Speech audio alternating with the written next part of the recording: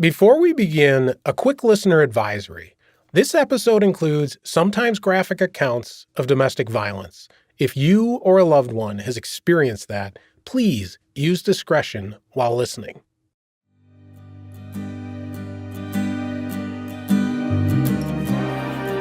Welcome to Where Secrets Go to Die, the disappearance of Derrick Henagan. From the Detroit Free Press, I'm John Weisler.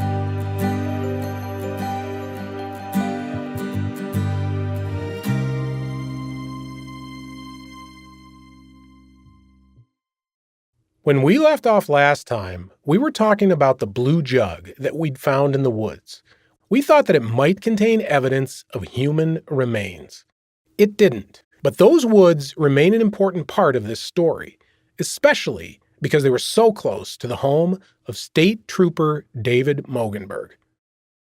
He was at Diana's house the day that Derrick Henagan disappeared. He took that stolen guns complaint from Diana Maddox early that morning. But he was never one of the main investigators on the disappearance case. Most of that work was done by other troopers and by detectives, guys who were his colleagues and his buddies. But Moeggenborg's name will forever be linked to the Henagan case, for all the wrong reasons. When we joined that search for Derrick's remains, we were near Moeggenborg's house. How close? Well, let me put it this way. If I teed it up high and caught my driver just right, I could hit a golf ball from Mo's back door to the edge of that property. And I'm nobody's Tiger Woods. So what brought us there? What made Mike and Bert think that in a peninsula covered in forest, that particular stretch of woods might be the key to finding Derrick's remains?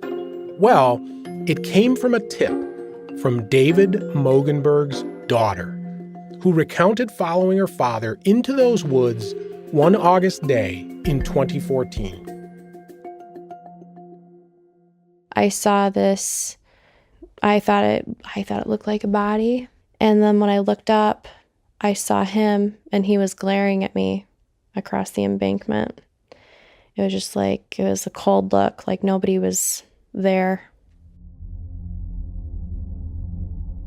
David Moeggenborg grew up in Alma, Michigan. That's a town of about 9,000 people near the center of the Lower Peninsula. He worked in the county jail there to begin his career. Well, I met him through my mom. That's Amy Asher, Dave's first wife. My mom worked at the Gratiot County Sheriff's Department in the kitchen, and he was a reserve officer, and he worked for corrections, and he was finishing up his college degree and hoping to join MSP. They met in 1994, and later that year, they had a daughter, Megan. Dave was 24 at the time. Amy was not quite 20. MSP is the Michigan State Police, which Dave joined in January of 1995. But before he could work as a trooper, Dave had to complete the State Police Academy. He was excited about becoming a state trooper, about being a cop, and he just was excited. Over the past 38 years, thousands of men and women have started out as recruits and completed their training to become Michigan State Troopers. You might be put in a physical altercation with somebody where your body is just exhausted to the point where you don't think you can continue, and then that's when the mental part kicks in. Recruits have 45 minutes to eat, shower, and get ready for room inspections, making sure both their partner and themselves are put together head to toe. No room for even a hair out of place. He spent 4 months in the academy, and it affected Dave in ways that Amy had not anticipated. When he went into the police academy, the first couple of times he came home, he would do nothing but cry. He'd pack his bag on Sunday to return, and he'd pack his bag and cry. And I'd say, what's wrong? And he wouldn't say nothing. He would just cry, say his goodbyes, and be gone. Now, the tears, they did eventually end. They were replaced by hard stares from those pale blue eyes. And at one point, he was different. He was different after he'd been to the academy. It was like he had to take on this, I'm strong, I'm tough guy. The old guy's gone. I'm someone different now, because that's how it seemed. He wasn't the same when he graduated from that academy. Whatever his misgivings, David Moeggenborg pressed ahead. After graduating from the academy, he continued to study to advance his career, and he was learning to be a dad. Tell us about what kind of dad he was growing up before all the trouble started. He was a decent dad. He would do stuff with me. He was really involved. That's his daughter, Meghan. Snow forts, sledding, snowmobiling, telling me that I should eat my food because Pocahontas, another Disney princess, would eat the same thing I was going to eat, stuff like that. So he was funny. He had a funny side. He would always laugh and joke around. We would go outside and he'd push me on my swing. We'd play with the dogs. And at work, he completed training for things like drunken driving detection, traffic crash investigation, photography for law enforcement, and conducting a forensic interview of a child. He was an excellent marksman as well, earning distinguished expert on several shooting tests. So that was the public David Moeggenborg, the one that people around town saw. But toward his wife at the time, he acted very differently.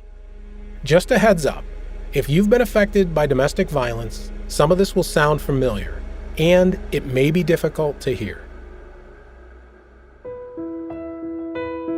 I did start to see some, trails of deceit as far as like what he kept from me, what he shared with me about other women that he was involved with, in the early part of our relationship. Amy said Dave continued dating coworkers that he'd seen before he met her. When she confronted him, he admitted it. He'd say, well, it was before I met you, and, I knew them before I met you, so you can't hold that against me. And I'm like, but you're still involved with them and you're with me, so therefore it is my concern. And he just didn't think I had a right to have a problem with that. That was just the beginning. Soon after, Amy developed health problems that required several abdominal surgeries. Amy said Dave showed no sympathy. She said he even kicked her in the stomach not long after one of them, rupturing her sutures to the point that she had to return to the hospital. Once, after a Valentine date, Amy said he backhanded her in the face on the car ride home. She said the strike broke her nose and blackened both eyes. Another time, he kicked her in the jaw and she needed medical attention. But Amy said she didn't tell the doctors why. He was all the time telling me, I can kill you and nobody will ever know. Nobody will ever investigate it because I'm a cop and I know how to carry it out. I know how to do it. And I'd be able to hide you. Nobody would ever find you. He'd say that snitches and bitches end up in ditches, and there's so many places in the UP that I can hide you. There were other times he'd leave her at their rural home outside Newberry, alone with their young daughter, Meghan. Amy said he'd take the phones with him, so she couldn't call anyone downstate. He took her name off the checking account, so she couldn't access money. Amy said that once he became angry at her, and he took it out on the family cat, which had been a gift from her mother. He threw the cat out of the house in the middle of a thunderstorm. Amy could hear it crying, so she went out and brought it inside. He had his gun on me when I walked back in the door. And he told me, turn around, get on your knees right now, get on your knees. And he wanted me to face away from him. And he wanted me to let go of the cat, and I refused to let go of the cat because I was afraid he was going to shoot the cat. This kind of thing went on for 6 or 7 years. Sure, Amy said she'd leave him at times, but she'd go back out of desperation. He'd promised to go to counseling, to change. Amy also said that she told the state police about his behavior repeatedly. I feel like they chose to look the other way. Like they heard stuff was happening, they were seeing it. But I honestly feel like they chose to look the other way because they liked him. They liked him. Because he had that nature where he could blend in. He could get along with almost anyone. He was very charming.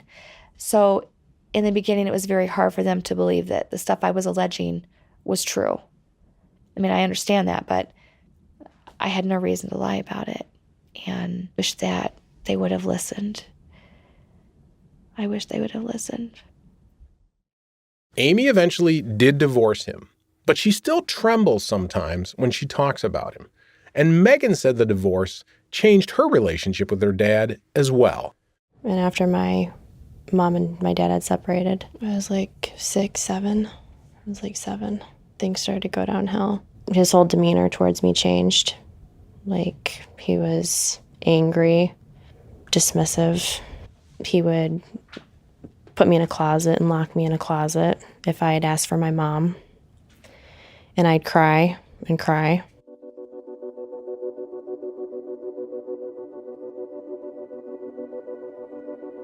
Now, when I first heard some of this, I was skeptical. It's my job to be skeptical. It's also not hard to find people who will describe their exes or even their estranged parents in the worst terms. But a lot of this, well, it's documented in court records, letters to the court, requests for personal protection orders, even therapy records. Still, I wanted to know more. After Amy and Dave divorced, Dave remarried to a woman named Renee Botbill. I wanted to talk to her as well to see if she could confirm a pattern. I mean, literally, nobody would ever believe anything because, like, in everybody's eyes, he was perfect. That's Renee. He was charming and handsome and amazing. And I give him that. He was an amazing state trooper, and he was amazing to people, and people loved him. But Renee said that when he was out of the public eye, he was a far different man. Documents describe times when Dave punched her in the stomach, spit in her face, threatened to kill the whole family, then burn down the house. Renee doesn't live in the Upper Peninsula anymore, or even in Michigan. We tracked her down in a small town in Kentucky. She moved there to get away from the cold and away from Dave. When she agreed to talk to us, we headed south. It's about a 7-hour drive from Detroit. We drove south to Cincinnati, crossed the bridge into Kentucky, then headed west toward Louisville. We interviewed Renee and her son, Hunter, at her home. The living room was a bit loud for recording purposes, so we dragged chairs from the kitchen table into a quiet bedroom and settled in for a 2-hour conversation. Did the kids know to be real quiet? Okay. It was worth the trip. All right, should we get started? What do you think? Okay. Why don't we start with you, Renee? Renee told us she met Dave in June 2001. She was working in the State Police Dispatch Center. A coworker set them up on a date. And we went out, and after that, it was always constant charm and roses and flowers and just cards, and everything was fine. 6 months later, he finalized his divorce from Amy, then proposed to Renee. They married the following month, and their son was born 4 months after that. But Renee said things were not always charms and roses. He was like Jekyll and Hyde, you know. I always say like the front row Catholic family man, but behind closed doors, he could be an absolute monster. Now, Hunter is Renee's son from her first marriage. He was 7 years old when his mom married Dave. Renee said Dave didn't like Hunter at all. He would belittle him, pick on him. He would even burn some of Hunter's things in an outdoor wood burner. Describe some of the things that he burned over the course of your relationship. Stuffed animals, pictures, my clothes, school paperwork like awards, trophies, my hockey equipment. That's Hunter. He's grown up now, serving in the military. But he says he still has nightmares about Dave. And while Dave was technically Hunter's stepfather, Hunter never refers to him as Dad. He always calls him Dave. Renee, she remembers it too. She said Dave had this need to erase parts of their lives that didn't include him. Anything of mine that was from before I married him is gone. Everything. All my baby pictures, umbilical cord box with like the ultrasound pictures. There were other things that Dave did that just sound mean. Renee said Dave would take pictures that included Hunter's biological father and literally poke the eyes out of them. Now, some of the controlling things they say Dave did related to the property that we searched in episode 1. Hunter liked to hunt deer there, so he installed a tree stand. That's a platform that attaches to a tree with straps. Hunters like them because being up high makes it easier to spot deer. Hunter said Dave cut the straps on the stand. It collapsed when Hunter stepped onto it. Hunter had to grab onto a tree branch to keep from falling 20 feet. Now, Renee, she tells more horror stories involving Dave.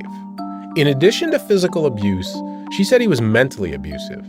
And she was in a serious car crash in 2004. She spent the next couple of years dealing with a series of surgeries related to it. But Renee said Dave kept up his abuse. A few months after the crash, Renee mentioned Hunter's dad. Dave was pissed. He approached her in the kitchen and punched her in the stomach. Hunter witnessed it. Renee said she reported it to Dave's bosses at the state police, and he was reprimanded for it. When he got home, he was angry. And he came in the bedroom and he turned the light on and put a pillow over my head, like trying to suffocate me. Renee tried to fight him off. He responded by making a specific threat if she were to call his bosses again. And he stuck his finger in my face and told me if I had any more contact with the state police, that he would cut my fucking nose off. He would make comments like, go ahead. They're not going to believe you over me. No judge is going to believe you. You have a brain injury. You call me a fucking gimp, and excuse my mouth. There were other things Hunter found creepy about him, too. When Hunter's female friends would come over to the house, he said Dave would watch them. He would peek around corners at them. There was pornography all over the house that he would blame on Hunter. I can remember when I first met him, there was boxes and boxes of pornography, videos and magazines. And the videos were just terrible. Renee and Hunter also said Dave had a strange understanding of his role as a husband, a father, and a trooper. He would say he was God's warrior and women are subservient to him, like the man is to... Like he's in power of his life and his world. Yeah. God sent him on this planet to take out the bad and the evil. We'll be back after the break. And we're back. God's warrior. That's a term that Amy and Meghan had heard as well. Meghan said Dave considered himself judge, jury, and executioner. Renee said she tried to tell his bosses, but it never did much good. The state police knew that how he was tormenting me and Hunter. The state police literally knew, and there's no paperwork, there's nothing bad in his file to show that, But then again, like it always was, Dave as a trooper or Dave as a family man. Well, he was a great trooper and great at his job. It's not their business to get involved in family business. I wanted to know what the state police did document. So I filed a Freedom of Information Act request for Dave Moeggenborg's personnel file. The state police sent me 148 pages, but none of it was negative. Not a single internal affairs report. Now, luckily, Meghan had given me a copy of an internal affairs report that she had. It referenced several other internal affairs reports and their file numbers. Now, my original request had asked for any internal investigations, but the state police told me those records are stored in a separate system, apart from the personnel file. So I filed another request for those, by number. That request cost $155 and took almost 5 months to complete. But the response I received stunned me by its size alone. More than 400 pages of internal investigation reports. That's more than twice the size of his entire personnel file. I had never seen that much paperwork on a single cop, especially one who hadn't been fired. The bad news is the reports were heavily redacted. That means someone at the state police read through them and blacked out portions of the report. The law in Michigan does allow redactions for certain specific reasons, including privacy. But these records, there were whole pages that were nothing but black ink. Not a single readable word. I was also told that they had 6 hours of audio, but I received about 18 minutes. And they redacted the audio files, too. Instead of using a black marker to blot out words on a page, they use silence in the recording, so you can't hear what's being said. Here's some of the file they did provide. Hey, this is a digital recording. It's an interview between Lieutenant Todd Johnston and First Lieutenant David Hopper. We're at the Sault Ste. Marie Post. It's a 2013 discussion between Internal Affairs and Moeggenborg's former post commander, his boss in essence. We talked a little bit about a couple of incidents that you were aware of, some reported between Trooper Moeggenborg and can you tell me a little bit about the first one that you recall? Hear that silence? Those are the redactions. By reading between the lines of the files they did provide, and with Megan's unredacted report of one of the incidents, I confirmed that Dave was accused of domestic violence and child abuse. And state police did investigate him for it. He was suspended for 68 days during one investigation. I learned that he was subjected to a personal protection order. That order prevented him from possessing a gun. Of course, it was later amended so he could carry one. I learned that Dave was accused of striking his son repeatedly with a canoe paddle. In a December 2013 memo to Moeggenborg, the state police wrote, quote, "The department has determined that you committed part or all of the alleged misconduct. Therefore, the investigation has been closed as sustained." Besides the 68-day suspension during the investigation, it's unclear if he faced any additional discipline. The state police did turn over their findings to Luce County prosecutor Josh Freed, but he declined to press criminal charges.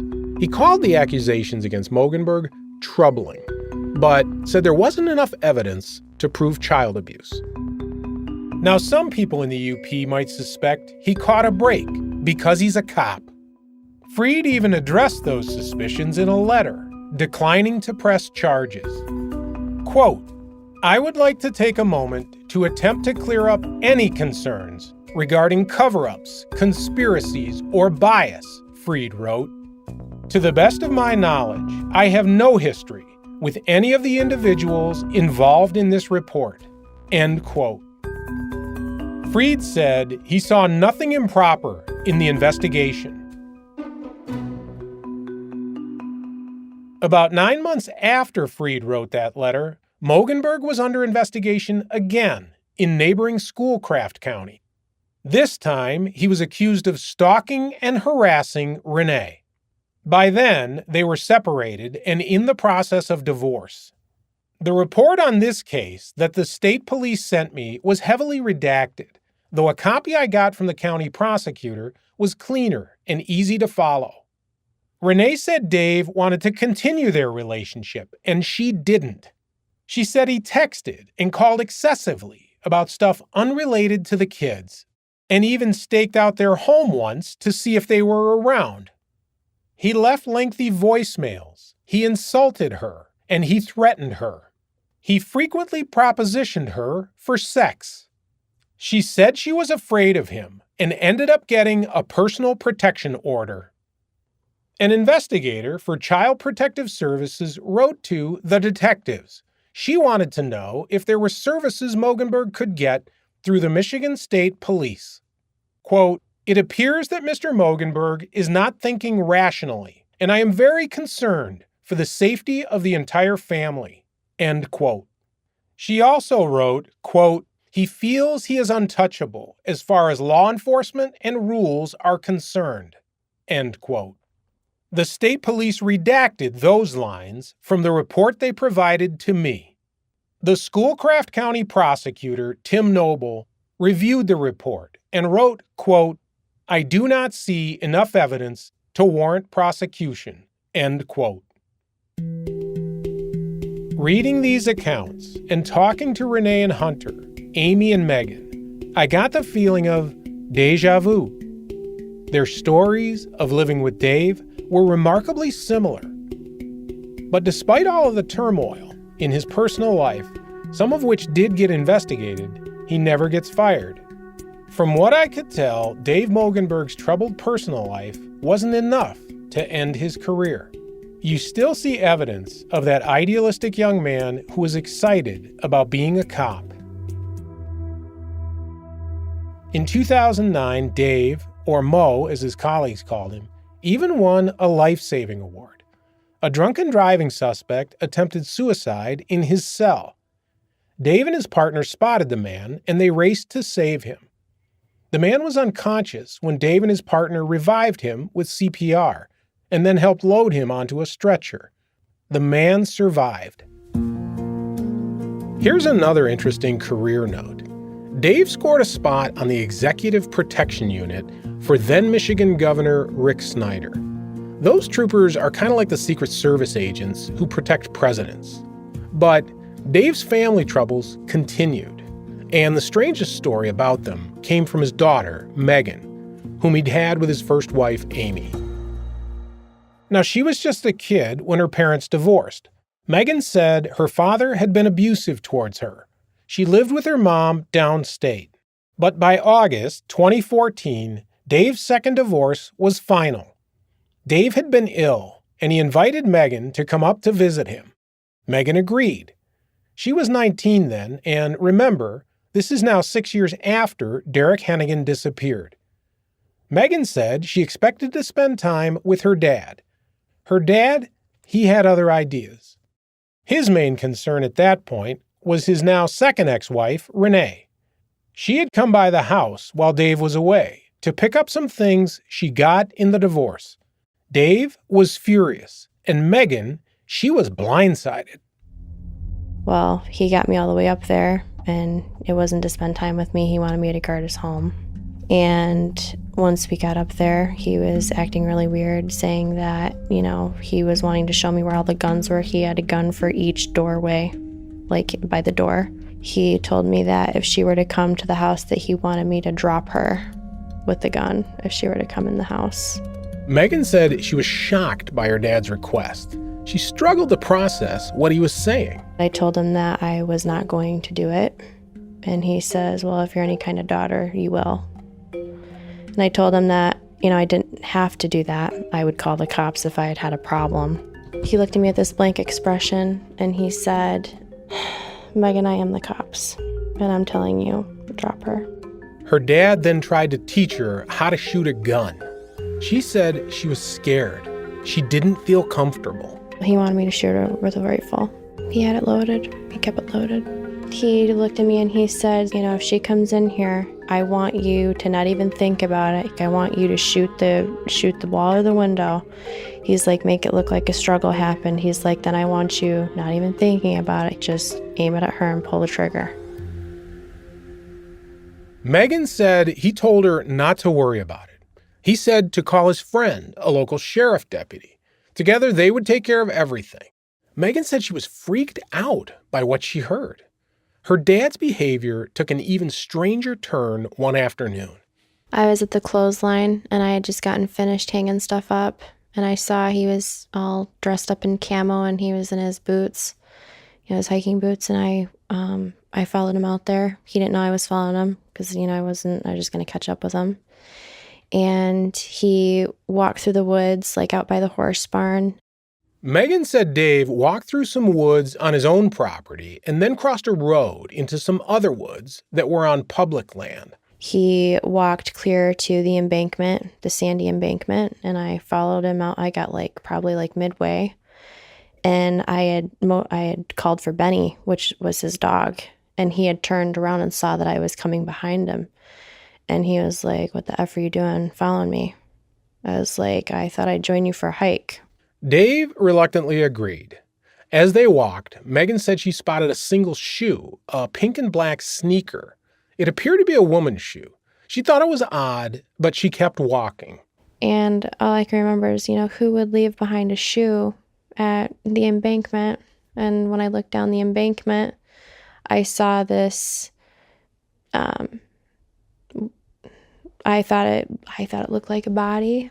It was wrapped up in something, and it was, sticking out of the dirt, and it had like a cylinder block over it, and I could tell it had something tied around it, like probably rope. Meghan said she got scared at the sight, and she was trying to make sense of what she was seeing. And I was going to go down there and check it out, but something told me not to, but the dog shot straight down to where this, this thing was sticking out of the ground in the embankment. And I was about to go down, but then something stopped me because I was getting kind of freaked out.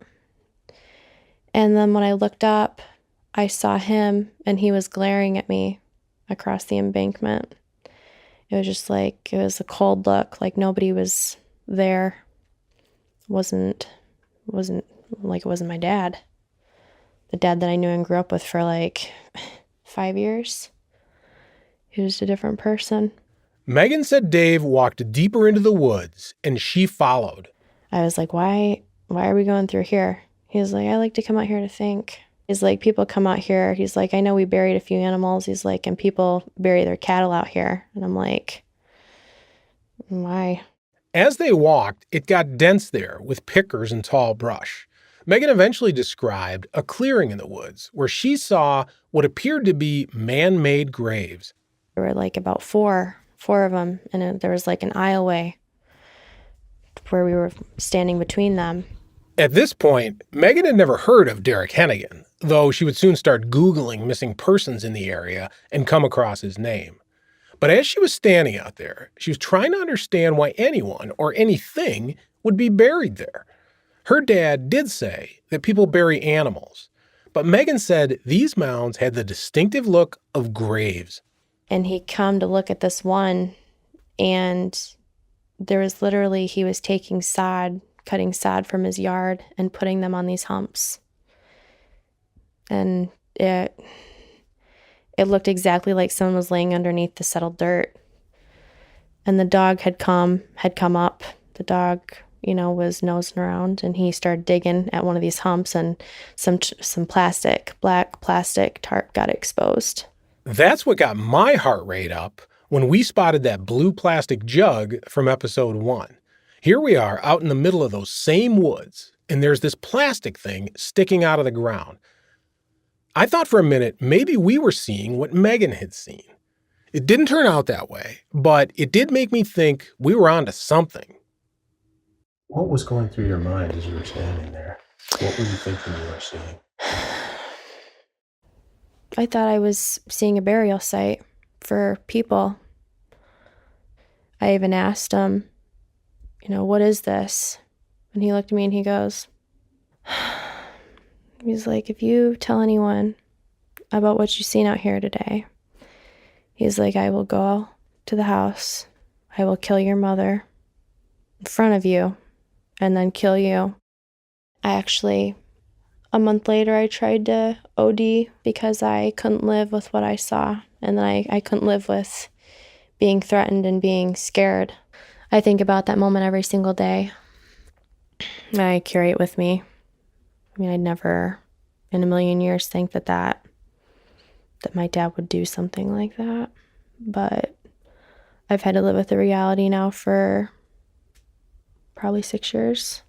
Because that's ever since it happened. We'll be back after the break. And we're back.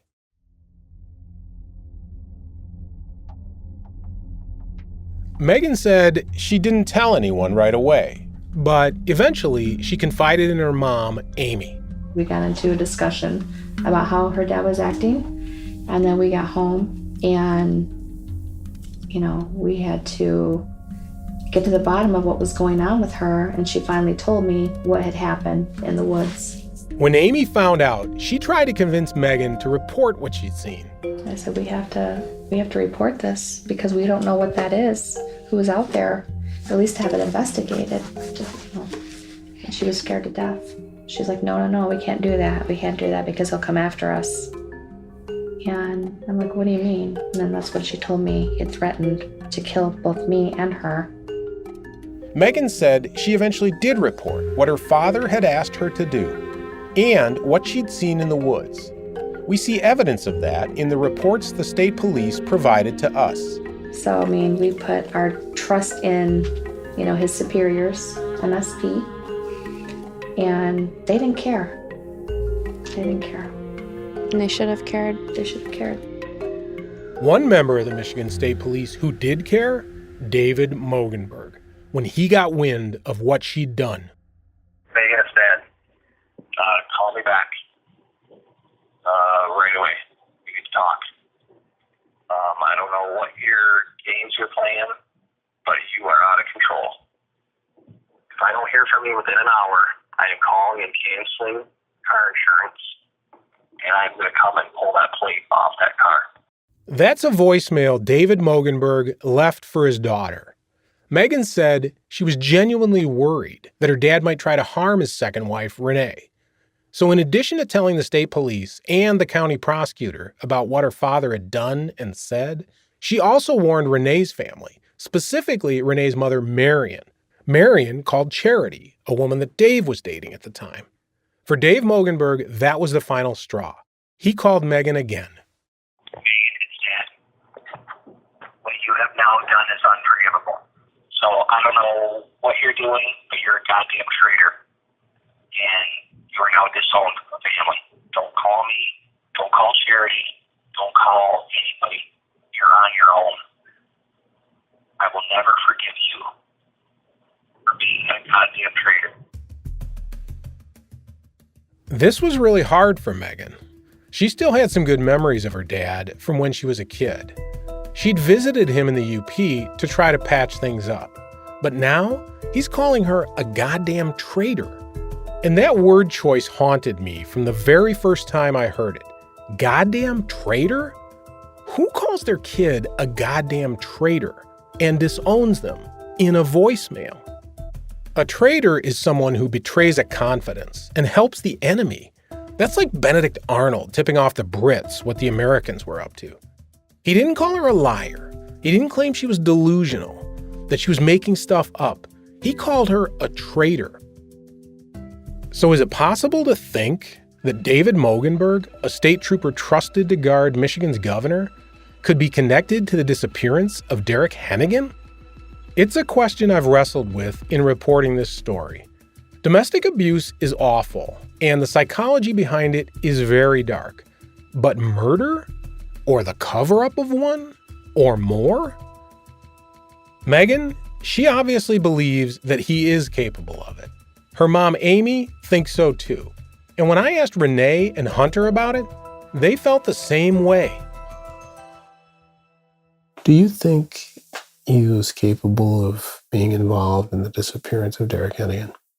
Yes, absolutely. And now that the more I think about it, the more obvious it is, because he would always bring him up, and he would always make comments like, you know how many places you could kill somebody and get away with it? And he would make comments about Derrick Henagan like, he's probably floating down the Taquamenon, or he's at the bottom of some lake. Moeggenborg did know of Derrick. He took the stolen guns complaint when Diana suggested Derrick could be the thief. Derrick had enough run-ins with law enforcement up there that Moeggenborg definitely crossed paths with him. Derrick's name appears, along with many others, in a notebook Meghan has that belonged to her father. Renee is even willing to think the worst. I think he's responsible for Derrick Henagan. I really do. After learning all these things, I believe he definitely is a part of it, if not the one who did it.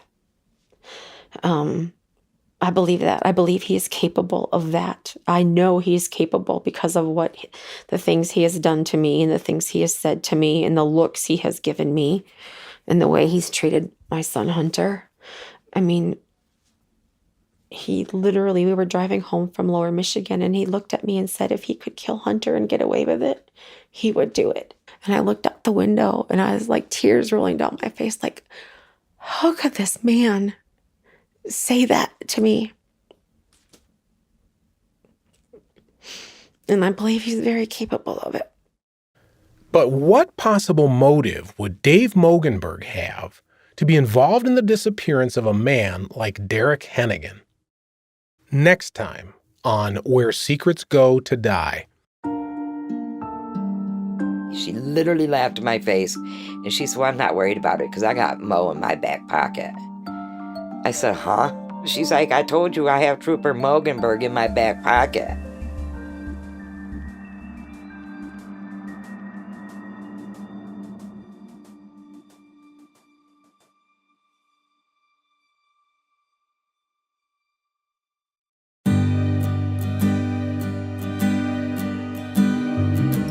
This podcast is a production of the Detroit Free Press. It was investigated, written, and hosted by me, John Wisely. Our executive director is Anjanette Delgado.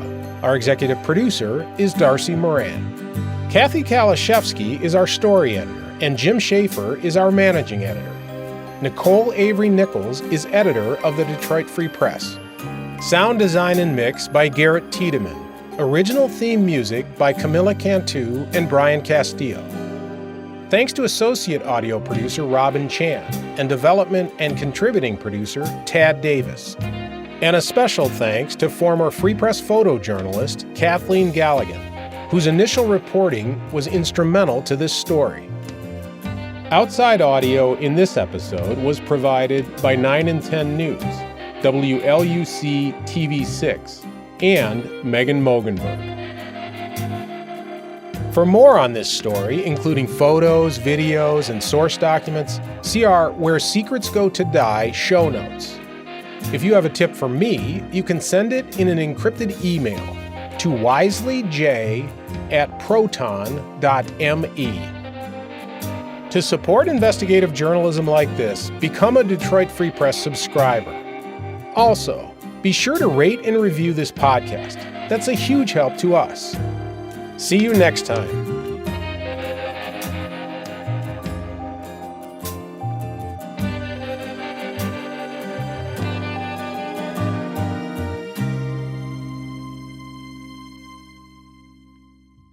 If you or someone you know has experienced domestic violence, help is available through the National Domestic Violence Hotline at 800-799-SAFE or by visiting their website at thehotline.org.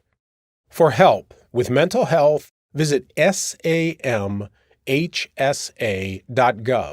or call their hotline at 800-662-HELP for free confidential referrals.